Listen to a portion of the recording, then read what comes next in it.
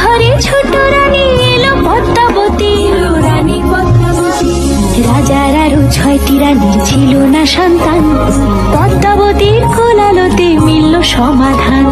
বছর যেতে জন্ম নিল 7 ছেলে 1 মেয়ে, হয় খুশির আকাশ হঠাৎ কালো মেঘে গেল ছেয়ে। হিংসেতে যায় জ্বলে পুড়ে বাকি 6টি রানী, যুক্তি করে ঘটায় ওরা 7 কুমারের হানি। সুযোগ মতো 7 ছেলেকে মাটিতে দেয় পুঁতে, বাঁচে একা পারুল, ওরা পায় না তাকে ছুতে।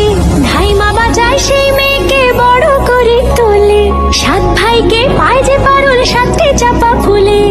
এত কিছুর পরেও রাজার বিপদ যে কাটে না, সূর্য নগরে সুখের সূর্য আর ওঠে না। হিংসা